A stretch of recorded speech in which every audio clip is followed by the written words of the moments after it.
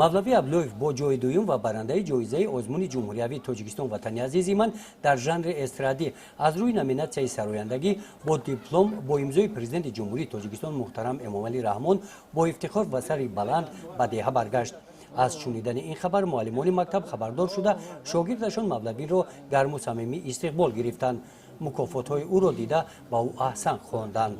4 сол аст ки дар ин озмун иштирок мекардам ва хушбахтона соли 4 сазовори ҷои дуюм гаштам ва ин боиси ифтихори муассисаи таҳсилоти миёнави рақами 14 боиси ифтихори ноҳияи восе вилояти хатлон мебошад ва ман хушбахт аз онам ки дар ин озмун иштирок карда яъне ҳунари худро сайқал додам. барои ноҳияи восе ва муассисаи таҳсилоти миёнаи умумии рақами 14 воқеъ дар деҳаи ҷавриз деҳоди ба номи абди авазов ки мавлавӣ дар синфи 11 онҷо таҳсил дорад ва мардуми деҳа дар самти фарҳанг ин муваффақияти мавлавӣ дастоварди калон ҳисоб ёфта натиҷаи робитаи зичи байни оила бо мактаб мебошад.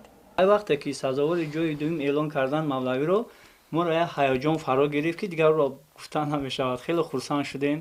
миннатдории хешро ба асосгузори сулҳу ваҳдати миллӣ пешвои муаззами миллат ҷаноби олии муҳтарам эмомалӣ раҳмон мерасонам ки чунин озмунҳои зеборо баҳри ҷавонон ва фарзандони мо ташкил кардаанд. фарзандони мо дар ин озмунҳо иштирок карда ҳунарҳои худро сайқал медиҳанд.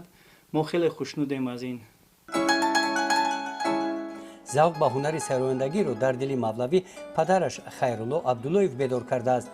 хайрулло ки санъаткор аст, мавлавӣ ҳанӯз аз аёми хурдӣ аз пайи падар қадам гузошта касби ӯро интихоб кард.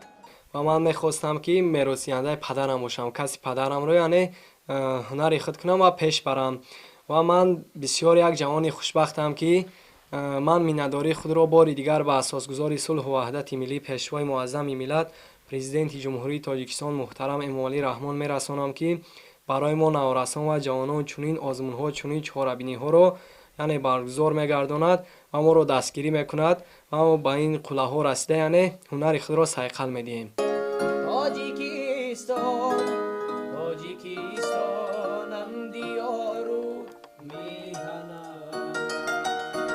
онҳо ҳамроҳ машқ менамоянд, ҳамин тавр ҳунарашонро сайқал медиҳанд.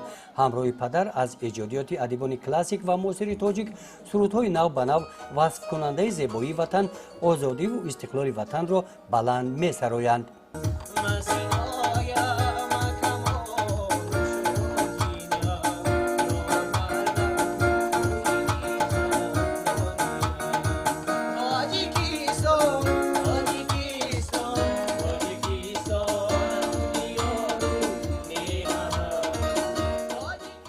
гузориши хоҷа назриф, худойназар зуҳуров аз ноҳияи восе барои барномаи иттилоотии Навид.